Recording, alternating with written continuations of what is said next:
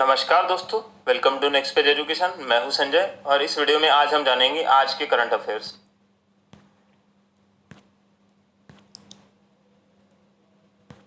LIC ने नए ग्राहकों, एजेंटों और मीडिएटरों के लिए किस ऐप को लॉन्च किया है, जानने के लिए देखिए वीडियो को अंत तक। वीडियो के अंत में बताएंगे हम इसका जवाब।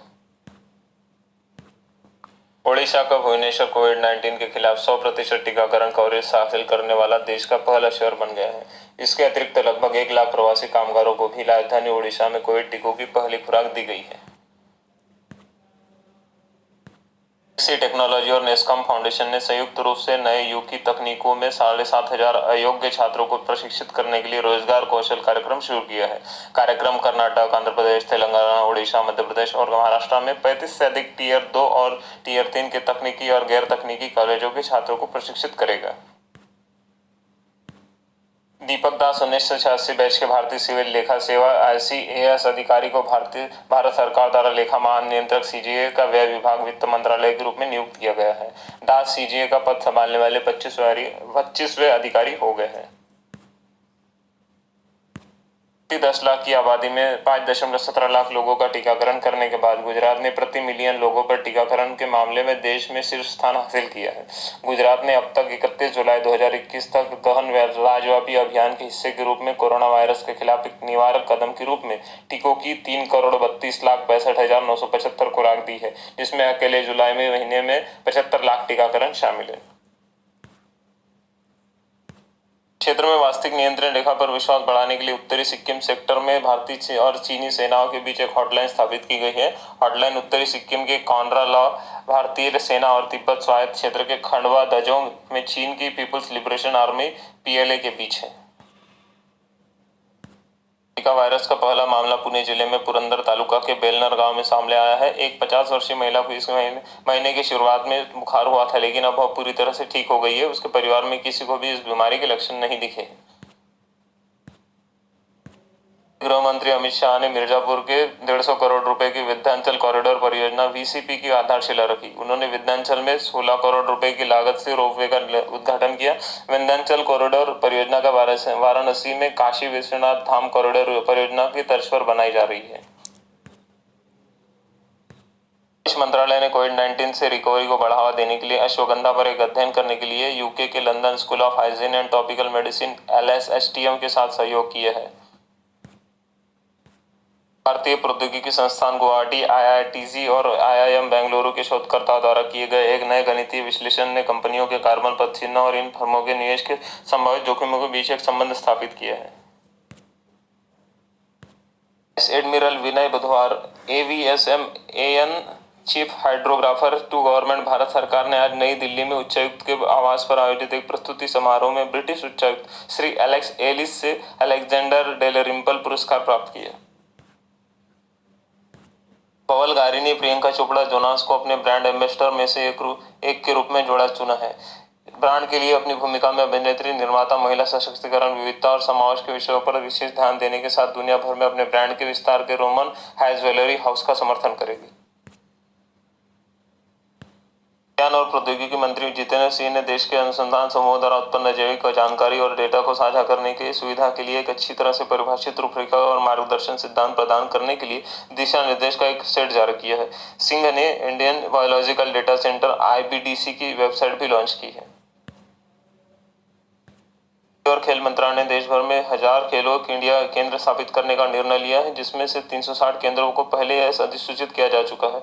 खेलो इंडिया योजना के तहत एथलीटों का चयन किया जा रहा है। उन्हें 6.28 लाख रुपए की वार्षिक वित्तीय सहायता भी प्रदान की जाएगी। उन्होंने बताया कि राष्ट्रीय, क्षेत्रीय, राज्य खेल अकादमियों के समर्थन के तहत देश भर में 236 खेल अकादमियों को मान्यता दी जा रही है।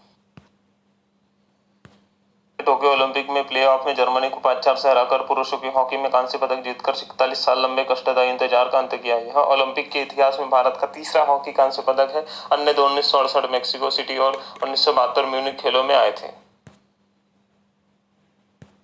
हल्दीबाड़ी चिलाहाटी रेल लिंक के माध्यम से स्टोन चिप्स को बांग्लादेश से ले जाने वाली पहली मालगाड़ी पूर्वोत्तर सीमांत रेलवे NFR में अलीपुरद्वार डिवीजन में दमदीम स्टेशन से निकलती है। भारत और तत्कालिक पूर्वी पाकिस्तान के बीच हल्दीबाड़ी चिलाहाटी के रेल लिंक 1965 तक चालू था। यह विभाजन के दौरान कोलकाता से सिलीगुड़ी तक ब्रॉडगेज मुख्य मार्ग का हिस्सा था।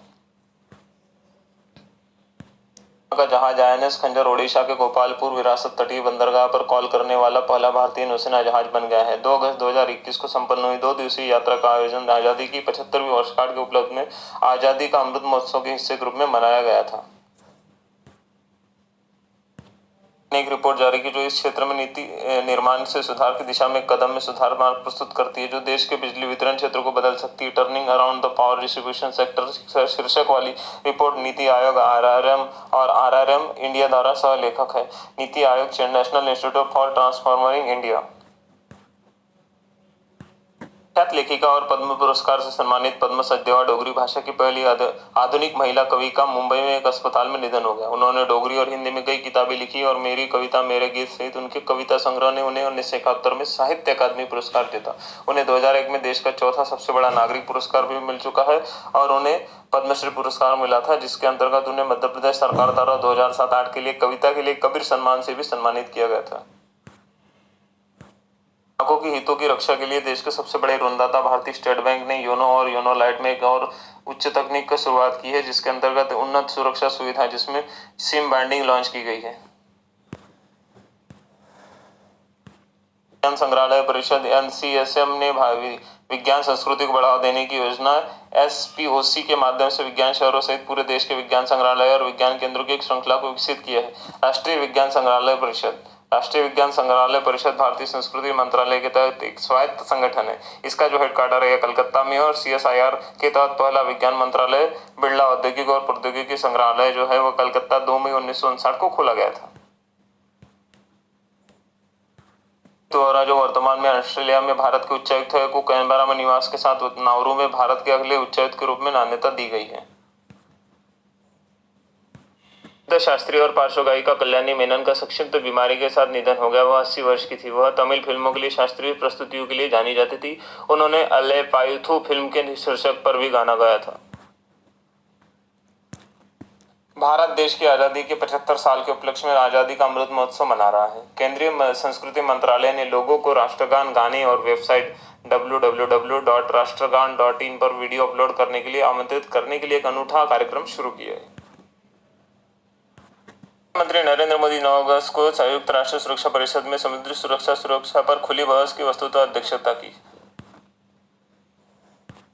प्रसिद्ध लेखक कुणाल बसु का नया उपन्यास इन एन आइडियल वर्ल्ड 2022 की शुरुआत में रिलीज होने की उम्मीद है। एक साहित्यिक उपन्यास इन एन आइडियल वर्ल्ड कई तरह के विषयों को पड़ताल करता है, जैसे परिवार, कॉलेज की राजनीति और कट्टरता। इन सभी पर इसमें विस्तार से समझाया गया है। मुख्यमंत्री पुष्कर सिंह धामी ने IIT रुड़की में द्वारा विकसित देश का पहला भूकंप केंद्र चेतावनी मोबाइल एप्लीकेशन उत्तराखंड भूकंप अलर्ट जारी किया। देश की राजधानी दिल्ली प्रति वर्ग मील में 2826.6 सबसे अधिक CCTV कैमरे लगाने के मामले में दुनिया का सबसे प्रथम शहर बन गया है। मनी अकाली दल के टकसाली नेता और पंजाब के पूर्व कैबिनेट मंत्री जत्थेदार सेवा सिंह शेखा आम आदमी पार्टी में शामिल हो गए हैं। कानून के विरुद्ध हुए संघर्ष में 104 किसानों, कृषि मजदूरों के वारिसों को पंजाब कैबिनेट ने नौकरी देने के प्रस्ताव को मंजूरी दे दी है। पाकिस्तान टीम के पूर्व कप्तान रमीज रजा पाकिस्तान क्रिकेट बोर्ड के नए चेयरमैन बनने जा रहे हैं। टेक्स्टर क्रिकेट खिलाड़ियों की रैंकिंग प्रणाली में अपना योगदान देने वाले इंग्लैंड के पूर्व कप्तान का 86 वर्ष की उम्र में निधन हो गया। रिजर्व बैंक ऑफ इंडिया ने अजय कुमार को बतौर कार्यकारी निदेशक नियुक्त किया है। कर्नाटक के बाद मध्य प्रदेश राष्ट्रीय शिक्षा नीति को लागू करने वाला देश का दूसरा राज्य बन गया है। 24 घंटे में 44,658 मामले सामने आए हैं, जिसमें से 496 मौतें हुई। केंद्रीय औद्योगिक सुरक्षा बल CISF के महानिदेशक के रूप में सुश्री मीना सिंह जी को नियुक्त किया गया है। अब जान लेते हैं वीडियो की शुरुआत में पूछे गए सवाल का जवाब। LIC ने नए ग्राहकों, एजेंटों और मध्यस्थों अर्थात मीडिएटरों के लिए किस ऐप को लॉन्च किया गया है? इसका सही जवाब है आनंद ऐप। LIC ने आनंद ऐप को लॉन्च किया है। जानकारी अच्छी लगी हो तो वीडियो को लाइक और शेयर करें, चैनल को सब्सक्राइब करें। हम ऐसे ही रोचक जानकारी आपके लिए लाते रहेंगे। Thank you for watching.